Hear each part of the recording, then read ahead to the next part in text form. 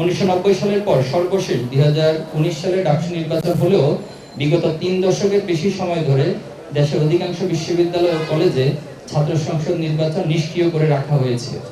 এর পিছনে রয়েছে ক্ষমতাসীনদের একচেটিয়া আধিপত্য কায়েমের দুরভিসন্ধি।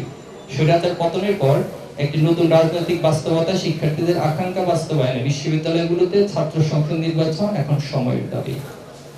বিশ্ববিদ্যালয়গুলোতে প্রশাসন ছাত্র সংসদ নির্বাচনের আয়োজন করতে আগ্রহ দেখালেও একটি গোষ্ঠী নির্বাচনকে বানচাল রকম ষড়যন্ত্র করছে। বিভিন্ন ক্যাম্পাসে ককটেল বিস্ফোরণ, ভয়ভীতি প্রদর্শন সহ অস্থিতিশীল পরিস্থিতি তৈরির চেষ্টা করছে।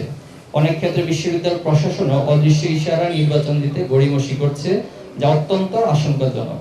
আমরা স্পষ্ট ভাষায় বলতে চাই, ছাত্র সংসদ নির্বাচন বানচালের চেষ্টা ফ্যাসিবাদী আচরণের বহিঃপ্রকাশ, যা দেশপ্রেমিক সচেতন ছাত্র সমাজ কখনোই মেনে নেবে না। আমরা অতি দ্রুত সকল ক্যাম্পাসে ছাত্র সংসদ নির্বাচনের সুস্পষ্ট রোডম্যাপ ঘোষণা এবং তার আলোকে কার্যকর পদক্ষেপ গ্রহণের জন্য জোর দাবি জানাচ্ছি।